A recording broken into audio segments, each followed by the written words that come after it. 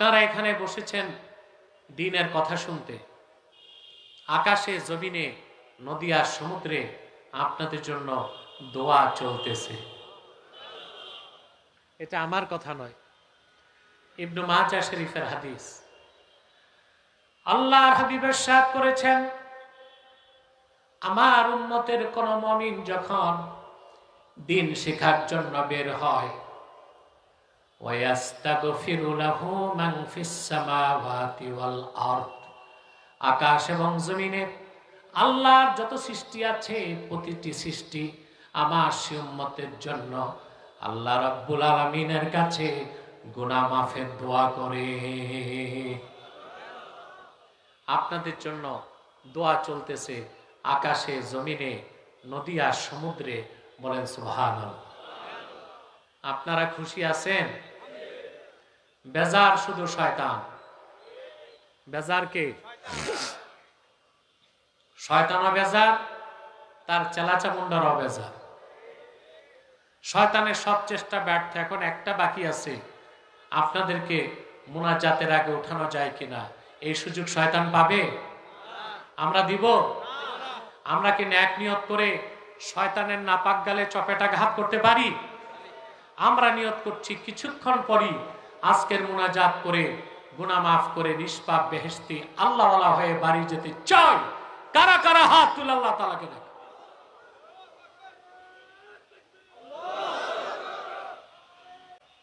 আল্লাহ কবুল করুক, আল্লাহ মঞ্জুর করুক। বলুন আল্লাহুম্মা আমিন। আল্লাহ তাআলা সূরাতুল বাকারাতে তার হাবিব মুহাম্মদ সাল্লাল্লাহু আলাইহি ওয়াসাল্লামের উপর অবতীর্ণ কোরআনে সূরাতুল বাকারাতে মুমিনদেরকে ডাক দিয়ে বলেন, ইয়া আইয়ুহাল্লাযীনা আমানু দুখুলু ফিস-সিলমি কাফফা ওয়া লা তাত্তাবি'উ খুতুওয়াতিশ শাইতান ইন্নাহু লাকুম আদুউম মুবিন। ঈমানদারগণ, বিশ্বাসীগণ, তোমরা পরিপূর্ণভাবে ইসলামে প্রবেশ করো। খুব মনোযোগ দিয়ে শুনতে হবে। মনোযোগ আছে তো? কাফের মুশরিকদেরকে আল্লাহ বলেন নাই ইসলামে ঢুকো। ঈমানদার মুমিনদেরকে বলেছেন ইসলামে প্রবেশ করো। কোরআন কারীমের কোথাও কোন কাফির মুশরিককে আল্লাহ তাআলা মুসলিম হতে বলেন নাই, ইসলাম প্রবেশ করতে বলেন নাই। কাফির মুশরিক অবিশ্বাসীদেরকে তিনি বলেছেন ঈমান আনো, আর ঈমানদারদেরকে বলেছেন মুসলিম হও। কাফির মুশরিক অবিশ্বাসীদেরকে আল্লাহ বলেছেন ঈমান আনো, আর ঈমানদারদেরকে আল্লাহ বলেছেন মুসলিম হও। সুবহানাল্লাহ। তাহলে বোঝা যাচ্ছে আগে ইসলাম না আগে ঈমান? কথা বলেন। আগে কি? ঈমান না এনে দাড়ি টুপি জুব্বা কুর্তা নামাজ রোজার মাধ্যমে মুসলমান হবার কোনো সুযোগ নাই। আগে ঈমান, তারপরে ইসলাম। সুবহানাল্লাহ। যেমন আল্লাহ রাব্বুল আলামিন বলেন, ইয়া আইয়ুহাল্লাযীনা আমানুত্তাকুল্লাহা হাক্কা তুকাতিহি ওয়া লা তামুতুন্না ইল্লা ওয়া আনতুম মুসলিমুন। আল্লাহ পাক বলেন, ঈমানদারগণ, তোমরা আল্লাহ রাব্বুল আলামিনকে যথাযথ ভয় করো আর পরিপূর্ণ মুসলিম না হয়ে মৃত্যুকে আলিঙ্গন করো না। তা কাফের মুশরিককে তিনি মুসলিম হতে বলেন নাই, ঈমানদারদেরকে বলেছেন। কথা বলেন। তা আগে কি? ছেড়ে বলতে হবে। তারপরে কি? সুবহানাল্লাহ। তার মানে হচ্ছে ঈমান না এনে নামাজ, রোজা, হজ, যাকাতের মাধ্যমে মুসলিম হবার কোনো সুযোগ নাই। আমাদের দেশে একটি হাদিসের অপব্যাখ্যা করা হয়। আল্লাহর হাবিব সাল্লাল্লাহু আলাইহি ওয়াসাল্লাম ইরশাদ করেছেন, মান সাল্লা সালাতানা ওয়াস্তাকবালা কিবলাতানা ওয়া আকালা যাবিহাতানা ফাযালিকাল মুসলিম। যে ব্যক্তি আমাদের নামাজ পড়লো, আমাদের কিবলাকে মানলো, আমাদের জবাইকৃত পশুর গোশত খেলো, সে লোকটা মুসলিম। অর্থ কি? ঈমান আনার পরে যে ব্যক্তি আমাদের নামাজ পড়লো, আমাদের কিবলা মানলো, আমাদের জবাইকৃত পশুর গোশত খেলো, সে লোকটাকে আমরা মুসলিম বলতে পারবো। কিন্তু ঈমান ছাড়া কেউ যদি নামাজ পড়ে, রোজা রাখে, হজ করে, দাড়ি টুপি জুব্বা কুর্তা রাখে, তাকে মুসলিম বলার কোনো সুযোগ নাই। শরীয়তে তার একটা পারিভাষিক নাম আছে, মুনাফিক। নাম কি? আজকে আলোচ্য বিষয়টি হচ্ছে ঈমান ও ইসলাম বিপরীতে কুফর। বিপরীতে আমরা যদি ঈমান ও ইসলামকে না বুঝি, আমরা নিজেদেরকে মুসলিম হিসেবে টিকিয়ে রাখতে পারবো না। আর কাফের মুশরিকদের বাতিল আকীদা থেকে আমাদের কমিউনিটিকে, আমাদের সমাজকে আমরা হেফাজত করতে পারবো না। তাহলে আগে হচ্ছে ঈমান, তারপরে কি? আমি একটা দৃষ্টান্ত দিচ্ছি হযরত ইব্রাহিম আলাইহিস সালামের। দেখুন, তার জন্ম ইরাকের বাবেলে। কোথায়? তিনি এমন এক পরিবেশে জন্ম নিলেন, আশপাশে সব পৌত্তলিক, মূর্তি পূজারী। কেউ মূর্তি পূজারী, কেউ সূর্য পূজারী, কেউ নক্ষত্র পূজারী, কেউ চন্দ্র পূজারী। সব ন্যাচারালিস্ট, ম্যাটারালিস্ট, প্রকৃতি পূজারী, বস্তুবাদী। তিনি যখন বড় হলেন, আল্লাহ পাক কোরআন কারীমে বলেন, فَلَمَّا جَنَّ عَلَيْهِ اللَّيْلُ رَأَى كَوْكَبًا قَالَ هَذَا رَبِّي فَلَمَّا أَفَلَ قَالَ لَا أُحِبُّ الْآفِلِينَ। হযরত ইব্রাহিমকে রাত যখন আচ্ছন্ন করে ফেলল, আকাশের নক্ষত্রের দিকে তাকিয়ে তিনি বললেন, হাযা রাব্বি, এটা আমার রব। ফালাম্মা আফালা ক্বালা লা উহিব্বুল আফিলিন। নক্ষত্রকে তিনি বললেন, এটা আমার রব।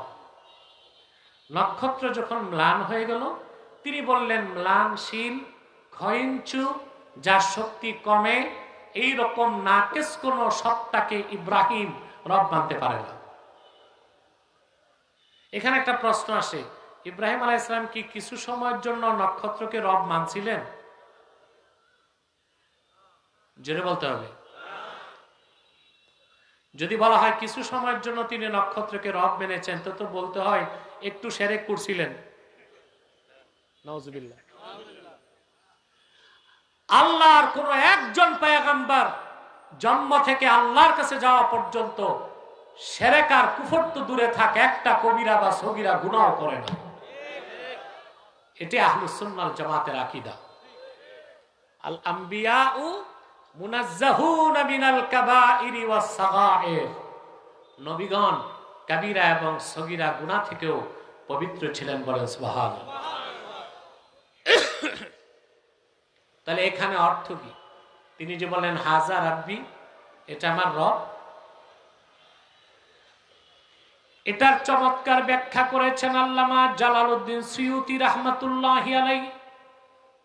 তিনি বলেন, হযরত ইব্রাহিম যখন আকাশের নক্ষত্রের দিকে তাকিয়ে বলেছেন হাযা রাব্বি, ওনার পাশে ছিল নক্ষত্র পূজারীরা।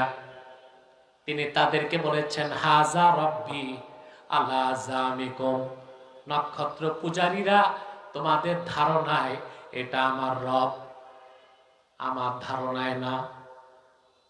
কথা বুঝতেছেন? নক্ষত্র পূজারী যারা ছিল তাদেরকে তিনি বুঝাতে চাইলেন, হাজা রব্বি আলা জামিকুম, নক্ষত্র পূজারীরা তোমাদের দৃষ্টিতে এটা আমার রব, কিন্তু এটা রব হইতে পারে না, এটা ম্লান হয়ে গেছে। তিনি বললেন, দেখো তোমরা এমন একটা সত্তাকে রব মানো যার শক্তি কমে যায়, এটা কোনোদিন রব হইতে। তারপর দেখলেন চাঁদ। কি দেখলেন?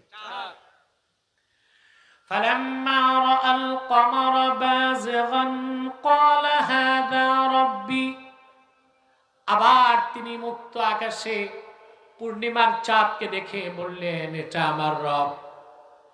একই অর্থ, চন্দ্র পূজারীরা তোমাদের ধারণায় এটা আমার রব, আমার ধারণায় নয়।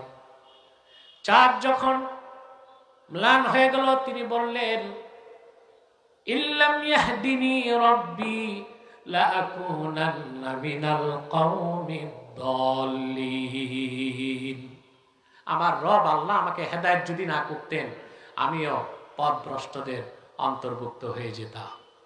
তারপর তিনি দেখলেন সূর্যকে। কি? আল্লাহ পাক বলেন, ফালাম্মা রাআশ শামসা বাযিগাতান ক্বালা হাযা রাব্বি হাযা আকবার, তিনি যখন আবার সূর্যকে দেখলেন তিনি বললেন, এটা আমার রব, এটা বড়। সূর্যটাও ডুবে গেল। তিনি বললেন, চাঁদ সূর্য নক্ষত্র একটা রব নয়। শোনো রবকে, ইন্নী ওয়াজ্জাহতু ওয়াজহিয়া লিল্লাযী ফাতারাস সামাওয়াতি ওয়াল আরদা হানিফান ওয়া মা আনা মিনাল মুশরিকিন। এই একটাও রব না, আমি মুখাপেক্ষী হলাম সে মহান সত্তা আল্লাহ, যিনি আকাশ জমিন সূর্য চন্দ্র নক্ষত্র সব কিছুকেই সুনিপুণ দক্ষতায় সৃষ্টি করেছেন, যার কোনো শরীর নাই। এর মাধ্যমে ইব্রাহিম আলাইহিস সালাম প্রকাশ করলেন ঈমান। কি? জোরে বলেন। এরপরে আসলো ইসলাম। সুবহানাল্লাহ বলেন। আল্লাহ তাকে ডাক দিয়ে বললেন, ওয়া ইয ক্বালা লাহু রাব্বুহু আসলিম। মুহাম্মদ সাল্লাল্লাহু আলাইহি সাল্লাম, আপনি স্মরণ করুন ইব্রাহিমের রব আল্লাহ যখন ইব্রাহিমকে ডেকে বললেন, ইব্রাহিম আসলিম, তুমি মুসলিম হও। সুবহানাল্লাহ। হযরত ইব্রাহিমের আগে প্রকাশ হলো কি? জোরে বলতে হবে। তারপরে আসলো কি? ইসলাম। ইসলাম শব্দের অর্থ কি? ইমাম রাজি বলেছেন, ওয়া আসলুহু মিনাস সিলমে হুয়াল ইনকিয়াদুজ যাহির মা শারতে ইনকিয়াদিল বাতিন। ঈমান আনার পরে আল্লাহর আনুগত্যকে বাহ্যিকভাবে বিনা প্রশ্নে মস্তক নত করে মেনে নেবার নাম ইসলাম। ঈমান আনার পরে আল্লাহর হুকুমের সামনে মস্তক নত করা কি? সুবহানাল্লাহ বল। তারপর শুরু হলো হযরত ইব্রাহিমের আনুগত্যের পরীক্ষা। কতগুলো পরীক্ষা দিয়েছেন ইব্রাহিম আলাইহিস সালাম আপনারা তা জানেন। প্রথম পরীক্ষাই ছিল তার, তিনি বিপ্লব করেছেন। কি করেছেন? আপনারা তো 5ই আগস্টের পর বিপ্লব বিপ্লব বলেন, বলেন না? কথা বলে না। 5ই আগস্ট বাংলাদেশে বিপ্লব হয়েছে। বিপ্লব হচ্ছে সত্যের পক্ষে, স্রোতের প্রতিকূলে সত্যের ঝান্ডা হাতে অবিচল দাঁড়িয়ে থাকার নাম বিপ্লব। এই পৃথিবীতে প্রথম বিপ্লবী পুরুষ হচ্ছেন ইব্রাহিম খলিলুল্লাহ। সুবহানাল্লাহ বল। ওনার থেকেই তো আমরা বিপ্লব শিখেছি, ঠিক না? তিনি ঈমানের প্রকাশ করলেন। আল্লাহ বলেন, আসলিম, মুসলিম হও, আত্মসমর্পণ করো, ইসলামে প্রবেশ করো। আর ইসলাম মানে হচ্ছে ঈমান আনার পরে বিনা প্রশ্নে আল্লাহর আনুগত্যকে মেনে নেবার নাম কি? আমি বুঝাতে পারতেছি? আগে কি আনুগত্য না আগে ঈমান? তারপর ইব্রাহিম আলাইহিস সালাম একের পর এক পরীক্ষা দিয়ে আল্লাহর আনুগত্যের প্রকাশ করছেন কিনা। প্রথমে তার সংঘাত শুরু হলো তার গোষ্ঠীর সাথে। তিনি যে তাদেরকে বুঝালেন, তোমরা হাতে বানাও এইসব দেবদেবী, তোমরাই তো এদেরকে তৈরি করছো, আবার এদের কাছে তোমরাই কেন চাও? এটা তো চরম আনসাইন্টিফিক এবং আনলজিকটিক, অবৈজ্ঞানিক, অযৌক্তিক একটা কাজ করতেছো কেন? এগুলোকে তো তোমরাই বানাইছো, তো তোমরা নিজেরা যাদেরকে বানালা ওরা তোমাদেরকে কি দিবে? কথা শুনতেছেন? তিনি তাদেরকে যুক্তি দিলেন, প্রমাণ দিলেন, তারা মানতে চায় না। হযরত ইব্রাহিম বললেন, ওয়াতাল্লাহি লা আকিদান্না আসনামাকুম বা'দা আন তুওয়াল্লু মুদবিরিন। আমার কথা তো শুনলা না? আল্লাহর কসম, তোমাদের এই হাতে বানানো খোদা নামের বেহুদাগুলোর ব্যাপারে আমি চূড়ান্ত সিদ্ধান্ত নিব। ওরা সব বাড়ি গেছে, তিনি একটা কুঠার হাতে নিলেন, নিয়ে ফাজআলাহুম জুযাদান ইল্লা কাবীরান লাহুম লাআল্লাহুম ইলাইহি ইয়ারজিউন। তারপরে কুঠার একটা নিয়া এই হাতে বানানো খোদা নামের বেহুদাগুলোকে তিনি ভাঙতে লাগলেন। সুবহানাল্লাহ বলবেন না? ইব্রাহিম আলাইহিস সালামের সাথে কি পলিটিক্যাল ফোর্স ছিল? জোরে বলেন। লোকলস্কর, সহযোগী, একজনও বন্ধু? এটার নাম না বিপ্লব? এটার নাম কি? তিনি সম্পূর্ণ স্রোতের প্রতিকূলে দাঁড়িয়ে তাওহীদের পক্ষে বিপ্লবের ডাক দিলেন। ফাজআলাহুম জুযাদা, ওদের হাতে বানানো সব দেবদেবীকে টুকরা টুকরা করে মাটির সাথে মিশিয়ে দিলেন, আর বড়টার গর্দানে কুড়ালটা, কুঠারটা ঝুলাই দিলেন, যেন তারা জিজ্ঞেস করলে তিনি পাঠাতে পারেন, বড় যে আছে ওইটারে জিজ্ঞেস করো কে করছে এগুলো। সকালবেলা সব এসে দেখে খোদাদের দুর্দশা, একটাও দাঁড়ায় নাই, সব। দেখেন, বিপ্লবীর নাম কখনো গোপন থাকে না। সুফি, মুফতি, বক্তা, দাঈ, তাদের কাজে পার্থক্য থাকে। সুফি দরবেশ কাফেরকে কাফের জানে বলতে চায় না, এটা সুফিদের চরিত্র। কিন্তু কাফেরকে কি বলে? কাফের জানে। মুফতির কাজ কে কাফের তা ঘোষণা দেওয়া, দাঈ ইলাল্লাহর কাজ সেই ঘোষণাকে প্রচার করে দেওয়া।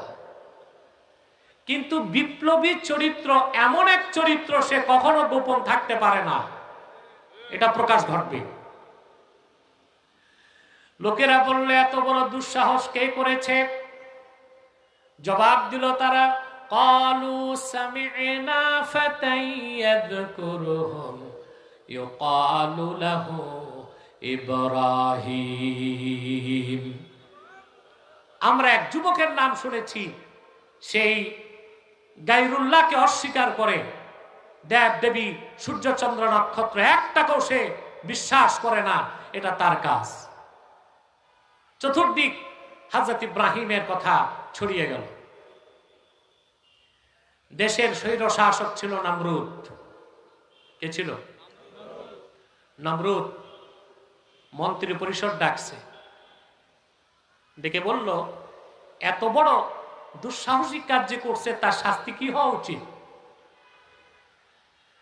মন্ত্রী পরিষদ বসে নমরুদকে সিদ্ধান্ত দিল, হাররিকুহু ওয়ানসুরু আলিহাতাকুম ইন কুনতুম ফাইলিন।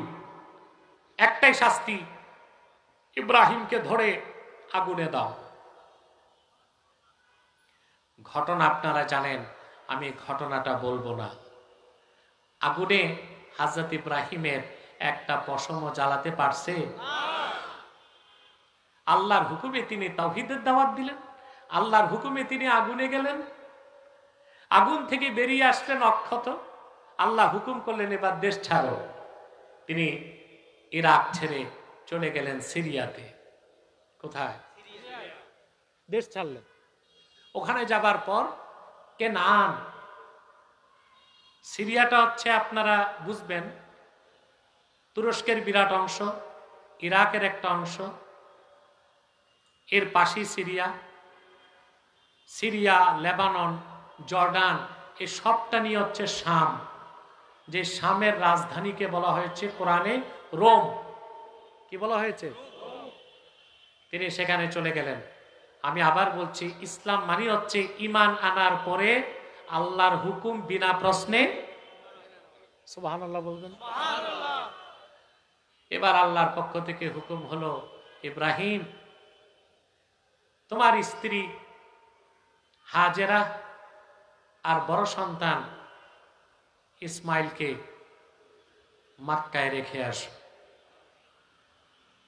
হযরত ইব্রাহিমের কয়জন স্ত্রী ছিল? জোরে বলেন। 3 জন। আপনি একটা ভুল তথ্য জেনে এসেছেন। কয়জন স্ত্রী ছিল? 3 জন। এতদিন জানতেন? তাফসীর বাগাবীতে ইমাম বাগাবী রাহমাতুল্লাহ রওয়ায়াত করেছেন ওনার 3 স্ত্রী ছিল, হাজেরা, সারা, কুতায়রা। আরেক স্ত্রীর নাম কি ছিল?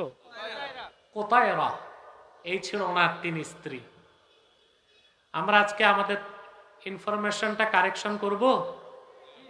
আরে জোরে বলো, কয় স্ত্রী ছিল? আল্লাহর হুকুমে হাজেরা আর সন্তান ইসমাইলকে নিয়ে হযরত ইব্রাহিম চলে গেলেন মক্কায়। মক্কার নাম তখন ছিল বাক্কা। কি ছিল? সেখানে চলে গেলেন। সুবহানাল্লাহ।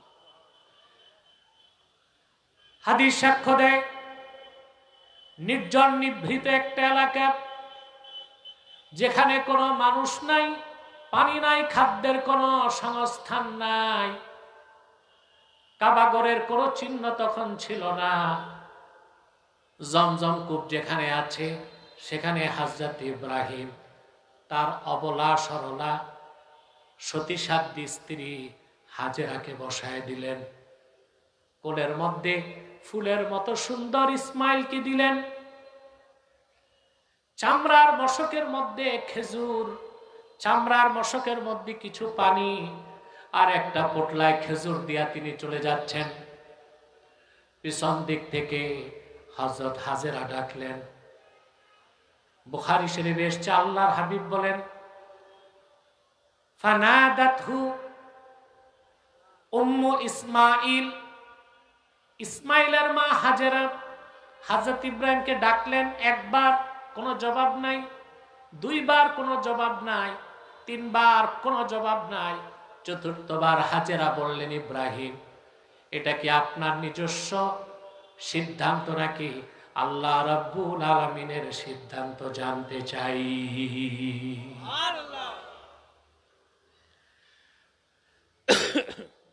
হযরত ইব্রাহিম তিনি বললেন, হাজেরা তুমি তো জানো আল্লাহর খলিল ইব্রাহিম মন মস্তিষ্ক প্রসূত কোনো কাজ করে না।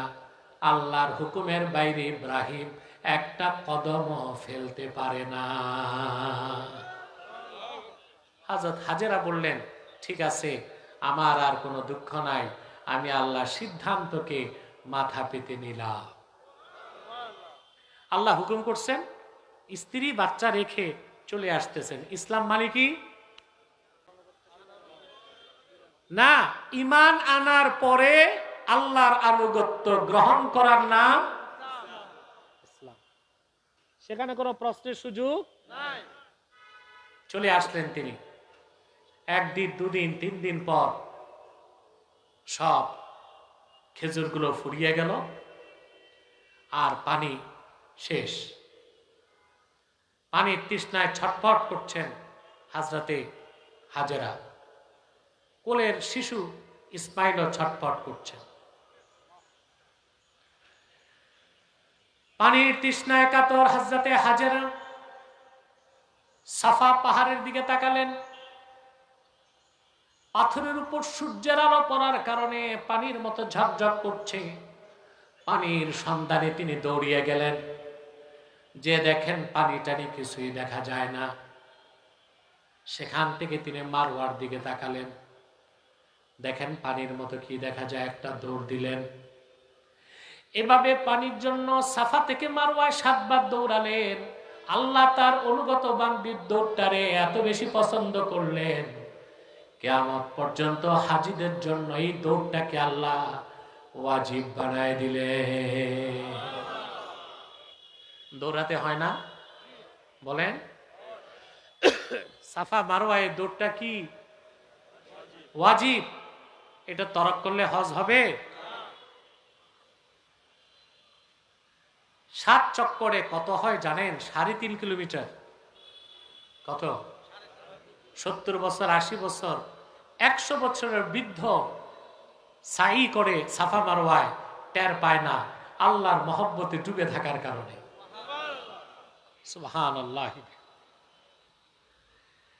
ফালাম্মা বালাগা মাআহু সা'য়া, ইসমাইল বড় হতে হতে শিশু থেকে কিশোর হলো। অধিকাংশ তাফসিরে এসেছে তার বয়স যখন 7 কিংবা 12 কিংবা 13, বালেগ হয় নাই, এমন সময় হযরত ইব্রাহিম আবার ফিরে আসলেন। কথা শুনতেছেন? দীর্ঘকাল পর সন্তানকে পেয়ে বুকে লাগালেন। সন্তানের ভালোবাসার ঢেউ হযরত ইব্রাহিমের কলিজায় যখন ঢেউ সৃষ্টি করে দিয়েছে, এমন সময় আল্লাহর পক্ষ থেকে আবার হুকুম আসলো। স্বপ্নে তিনি দেখলেন প্রিয় বৎসকে জবা করছেন। সন্তানকে ডেকে তিনি বললেন, ইয়া বুনাইয়া ইন্নী আরা ফিল মানামি আন্নী আযবাহুক ফানজুর মাযা তারা। প্রিয় সন্তান, আমি স্বপ্নে দেখি আমি তোমাকে জবা করছি। আমার সন্তান, তুমি চিন্তা করে দেখো আমি কি দেখলাম। যেমন পিতা তেমন পুত্র। ইসমাইল জবাব দিলেন, ইয়া আবাতি ফাআল মা তুমার সাতাজিদুনি ইনশাআল্লাহু মিনাস সাবিরিন। আমার পিতা, যা হুকুম হয়েছে তাই করুন। আল্লাহর হুকুম প্রস্তুত, আপনার ছুরি প্রস্তুত, আমার গর্দানও প্রস্তুত আছে। আমার কোনো আপত্তি নাই। অচিরে আপনি আমাকে ধৈর্যশীলদের মধ্যে পাবেন। আপনাদের ঘটনা জানা আছে, তিনি নিয়ে গেলেন মিনাতে, ঠিক না? বলেন, জবাই করতে চাইলেন, পারছেন? কথা বলেন। আল্লাহ বেহেশত থেকে দুম্বা পাঠালেন, ইসমাইলের পক্ষ থেকে কোরবানি আদায় হয়ে গেল। আল্লাহ তাকে দিয়ে প্রথম ইমানের প্রকাশ করালেন, তারপর বললেন আসলিম, মুসলিম হও। তিনি আত্মসমর্পণের মাধ্যমে পূর্ণ মুসলিম হলেন। আল্লাহ ঘোষণা দিলেন, ওয়া ইযিবতালা ইব্রাহিম রাব্বুহু বিকালিমাতিন ফাআতাম্মাহুন ক্বালা ইন্নী জাইলুকা লিন-নাসি ইমামা। আল্লাহ পাক বলেন, আল্লাহ রাব্বুল আলামিন ইব্রাহিমের কতগুলো পরীক্ষা নিলেন, প্রত্যেকটা পরীক্ষায় তিনি উত্তীর্ণ হলেন। আল্লাহ তখন তাকে ডাক দিয়ে বললেন, ইব্রাহিম, তুমি আমার সবগুলো পরীক্ষা উত্তীর্ণ হয়েছ। শোনো ইব্রাহিম, আমি তোমাকে মানব জাতির জন্য নেতা বানায় দিব। তাহলে আগে ঈমান, তারপরে জোরে বলেন, আগে ঈমান তারপরে ইসলাম। এখন ঈমানটা কি আমি কয়েকটা লাইনে তা বুঝাই দিচ্ছি। ঈমানটা আমরা বুঝি না। আমাদের দেশে পথভ্রষ্টরা বলে শুধু লা ইলাহা ইল্লাল্লাহই তো কালেমা। নাউজুবিল্লাহ। এরা পথভ্রষ্ট কিনা? কথা বলে। শুধু লা ইলাহা ইল্লাল্লাহ যদি ঈমান হয়, কালেমা হয়, তো রাসূলুল্লাহর রিসালাত কই? রাসূলুল্লাহর রিসালাতের বিশ্বাস ছাড়া কিয়ামত তক লা ইলাহা ইল্লাল্লাহ বলেও মুসলমান হওয়া যাবে না। যাবে? কোন ব্যক্তি যদি সারা জীবন বলে আশহাদু আল্লা ইলাহা ইল্লাল্লাহ, সে মুসলমান হবে না। কিন্তু একবার যদি বলে আশহাদু আন্না মুহাম্মাদার রাসূলুল্লাহ, সে লোকটা মুমিন হয়ে যাবে, মুসলিম হয়ে যাবে। আওয়াজ করে বলেন সুবহানাল্লাহ। ঈমান কি? শুধু আল্লাহর তাওহীদকে বিশ্বাস তো ঈমান না। রাসূলুল্লাহর রিসালাতকে বিশ্বাসের মাধ্যমে আল্লাহর তাওহীদকে বিশ্বাস করার নাম ঈমান। আর ঈমান আনার মাধ্যমে আল্লাহর আনুগত্য গ্রহণ করার নাম ইসলাম। এটাই তো আমার আলোচ্য বিষয়। কথা বলেন।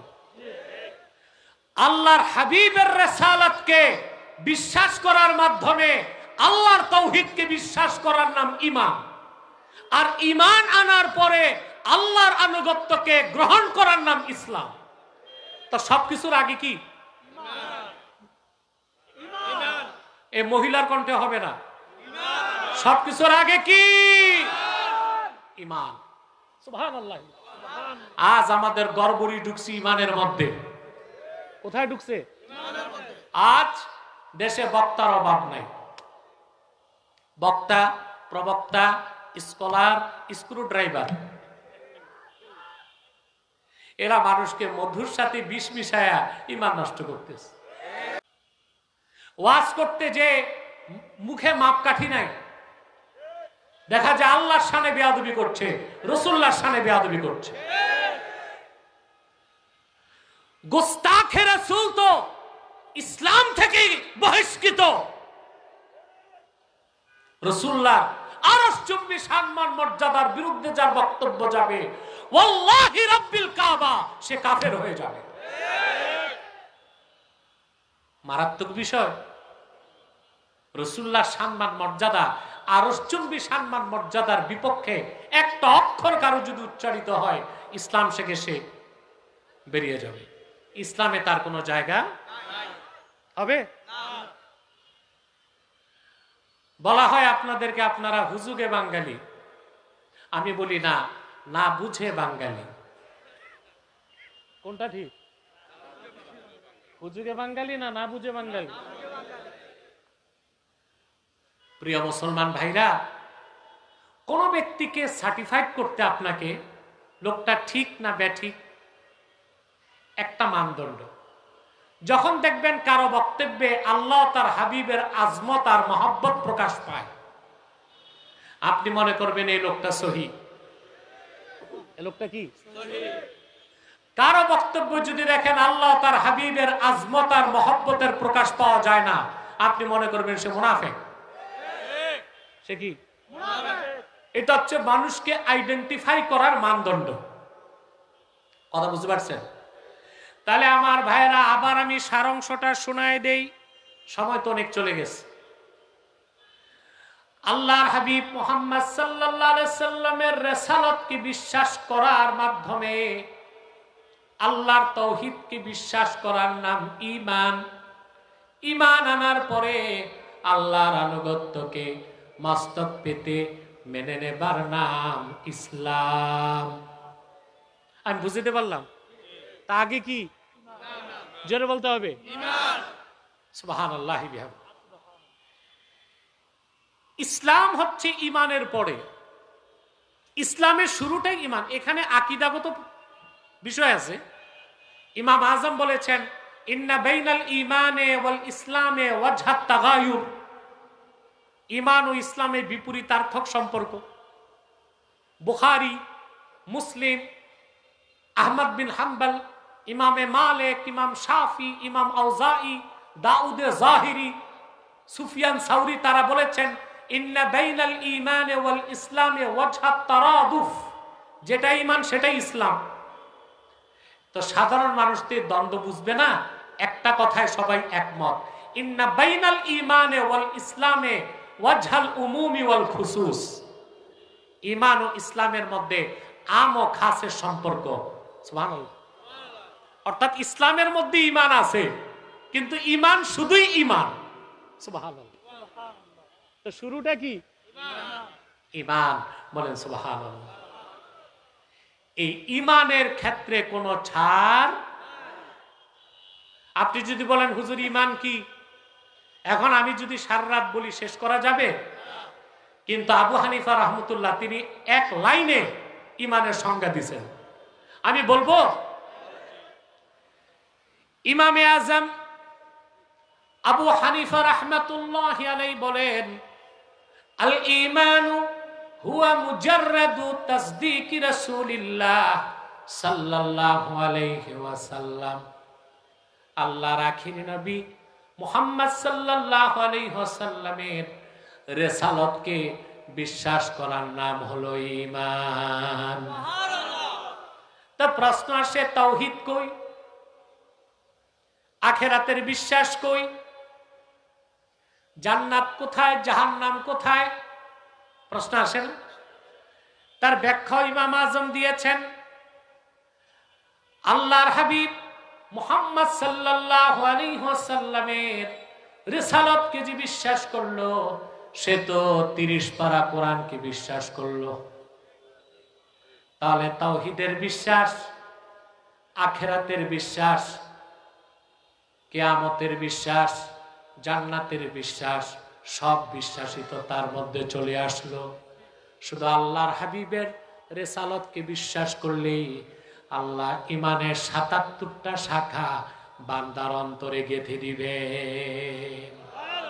শুধু রাসূল করিম সাল্লাল্লাহু আলাইহি ওয়াসাল্লামের রিসালাতের বিশ্বাস কারো অন্তরে আসলেই আল্লাহ ইমানের বাকি সব শাখা তার অন্তরে গেঁথে দিবেন। বলেন সুবহানাল্লাহ। অতএব ইমানের ক্ষেত্রে কোনো ছাড় নাই। এক কথায় মুহাম্মদ সাল্লাল্লাহু আলাইহি সাল্লাম ১৫০০ বছর আগে আল্লাহর পক্ষ থেকে যা কিছু এনেছেন, নাম কি?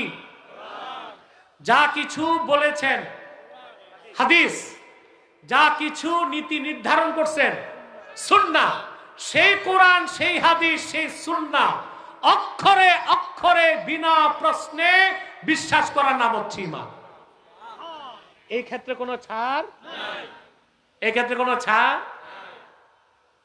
শুধু কোরআন বিশ্বাস করলে মুসলমান হবেন, হাদিস বিশ্বাস না করলে মুসলমান হওয়া যায়?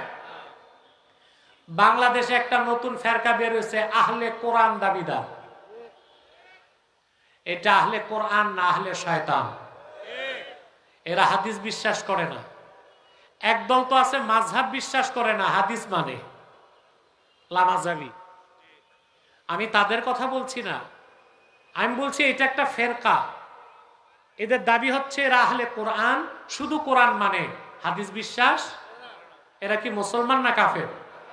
জোরে বলতে হবে। রাসূলুল্লাহর হাদিসকে বাদ দিলে ইসলামের অস্তিত্ব থাকবে? নামাজ পড়া কি? নামাজ কয় ওয়াক্ত? ফজর কয় রাকাত? ফরজ, যোহর, আসর, মাগরিব, এশা। এটা কোরআন শরীফের কোথায় আছে? আছে? তো হাদিস বাদ দিলে তো নামাজের রাকাতই শেষ।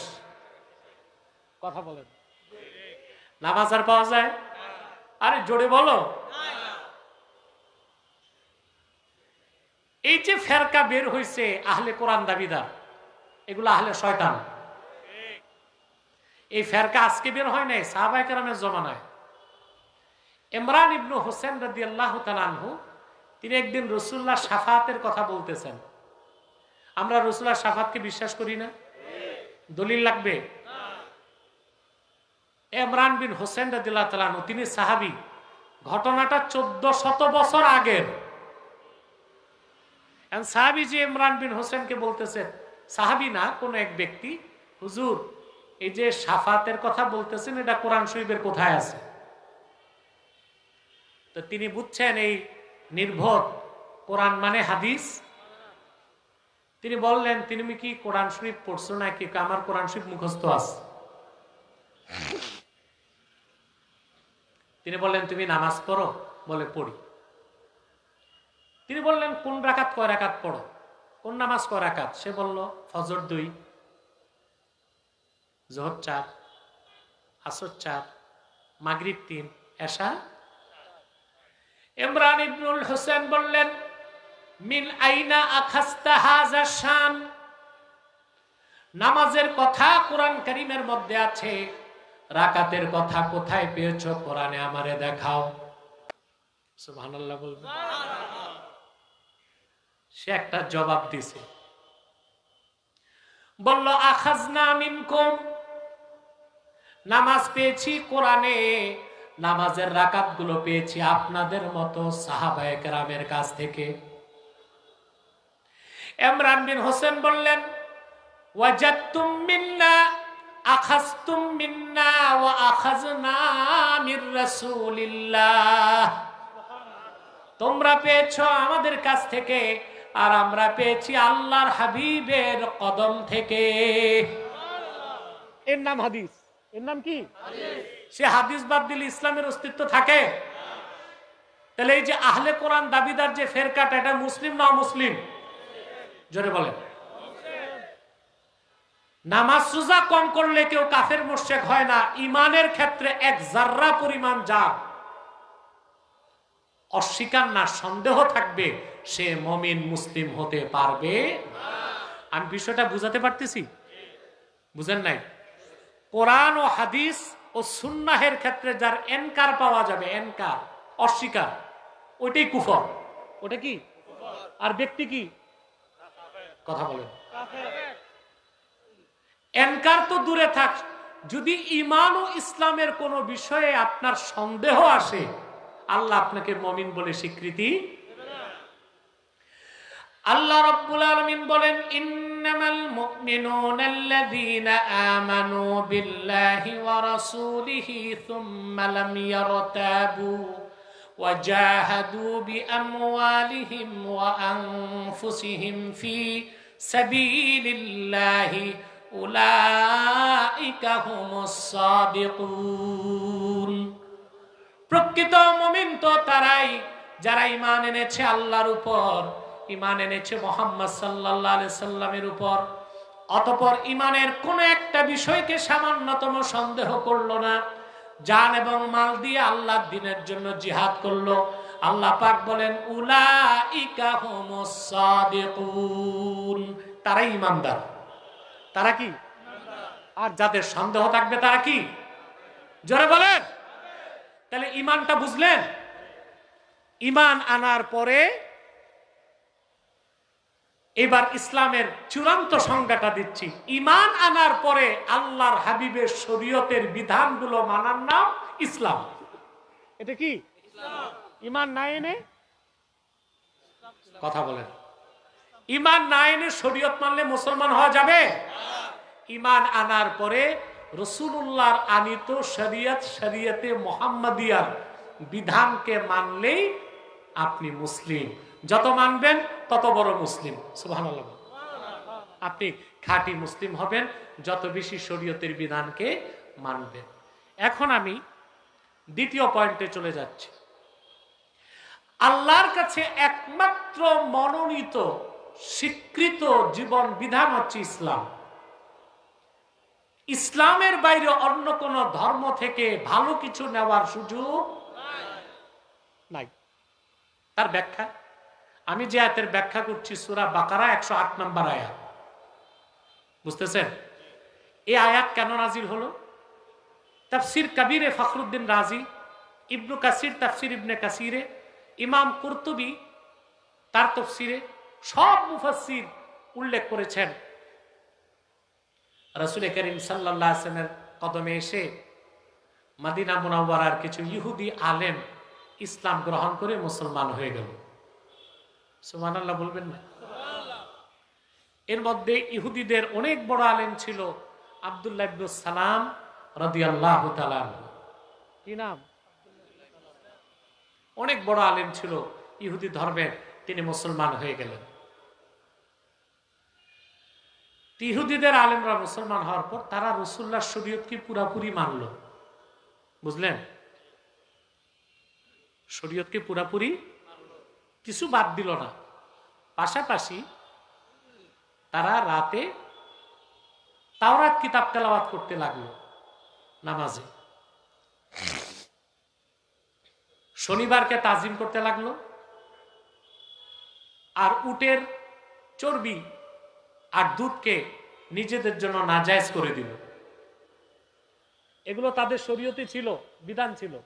অর্থাৎ ইসলাম গ্রহণের পরও পূর্বের শরীয়তের মুসা নবীর ধর্মের কিছু কিছু মানতে লাগলো। আল্লাহ বরদাস্ত করলেন না, সাথে সাথে আয়াত নাজিল করে বললেন, ইয়া আইয়ুহাল্লাযীনা আমানু উদখুলু ফিস-সিলমি কাফা ওয়া লা তাত্তাবিউ খুতুওয়াতিশ শাইতান ইন্নাহু লাকুম আদুউম মুবিন। হে ইমানদারগণ, আমার নবী মুহাম্মদ সাল্লাল্লাহু আলাইহি সাল্লামের দ্বীনকে গ্রহণ করার পরে, ঈমান আনার পরে নবী মুসা কিংবা পূর্বের কোন নবীর শরীয়ত মানার সুযোগ নাই। একমাত্র ইসলামকে মানতে হবে, ইসলামের বাইরে কিছু মানা যাবে। এখন আপনাদের কাছে প্রশ্ন, একমাত্র আল্লাহ কর্তৃক স্বীকৃত জীবন বিধানের নাম কি? ইসলামের বাইরে ভালো কিছু খোঁজা যাবে? ভালো কিছু দেখলে নেওয়া যাবে? আমাদের দেশে ইন্টারফেথ, আন্তধর্মীয় মতবাদ নামে একটা চক্র বের হয়েছে। একই স্টেজে দেখা যায় একজন মৌলবী, একজন ব্রাহ্মণ, একজন বৈষ্ণব, একজন পাদ্রী একই স্টেজে বসছে, বলে এটা আন্তধর্মীয় সম্প্রীতি। নাউজুবিল্লাহ। হ্যাঁ, অমুসলিমদের সাথে বসা যাবে দ্বীনের দাওয়াত দেবার জন্য, তাদের সাথে আমাদের কোনো বন্ধুত্ব হতে পারে না। পারে? এই যে ইসলামের বাইরে কোনো ভালো কিছু থাকলেও নেওয়া। আমি একটা উদাহরণ দিচ্ছি। ওষুধের মধ্যে সবচেয়ে দামি হচ্ছে কেমোথেরাপি। কি? ক্যান্সারের এক একটা কেমোথেরাপি ইনজেকশনের দাম 1 লাখ 1.5 লাখ টাকা। বুঝলেন?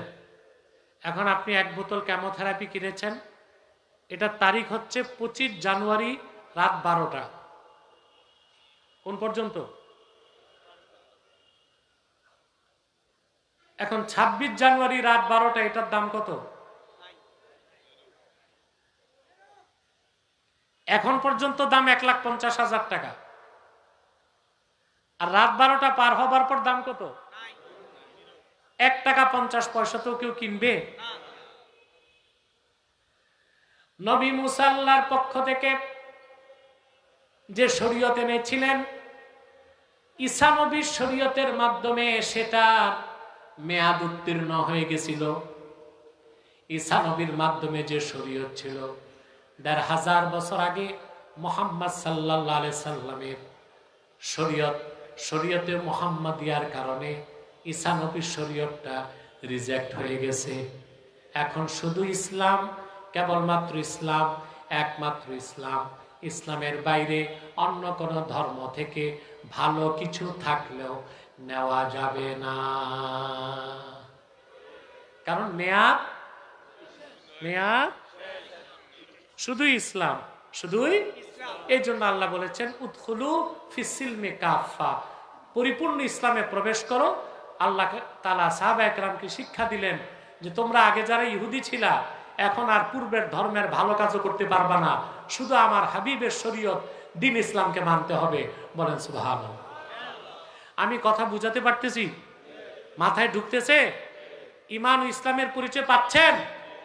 তাহলে আমরা ইসলামের বাইরে কোনো কিছু চিন্তা করতে পারবো? বাংলাদেশে এখন কিছু বুদ্ধিজীবী, কিছু রাষ্ট্রচিন্তক, কিছু দার্শনিকের উদ্ভব ঘটেছে, যারা ইসলামের পরিচয় দিতে চায় পশ্চিমা দার্শনিক, ঐতিহাসিক ও থিওলজিস্ট, ধর্মতত্ত্ববিদদের সংজ্ঞায় ইসলামের পরিচয় দিতে চায়। তা কোনোদিন গ্রহণযোগ্য হবে না। পশ্চিমা দার্শনিক, ধর্মতত্ত্ববিদ, ঐতিহাসিক তারা ছিল অমুসলিম। তারা নিজেরাই তো ইসলাম চিনে নাই। তারা ইসলামের যে পরিচয় দিয়েছে সেই পরিচয় দিলে ইসলাম সম্পর্কে মানুষ সঠিক ধারণা পাবে? ইসলামের পরিচয় নিতে হবে কোরআন থেকে, সুন্নাহ থেকে, আর ইসলামের ইতিহাস থেকে। ঠিক কিনা বলেন? আল্লাহ যেন আমাদেরকে পরিপূর্ণ মুসলিম হবার তৌফিক দান করেন। বলুন আল্লাহুম্মা আমিন। কথাগুলো মনে থাকবে? আমরা অন্তত আমাদের জীবন চলে গেল ঈমানকে ধারণ করব আর পরিপূর্ণ মুসলিম হয়ে আমরা মৃত্যুবরণ করতে চাই। আল্লাহ আমাদেরকে কবুল করুন। বলুন আল্লাহুম্মা আমিন।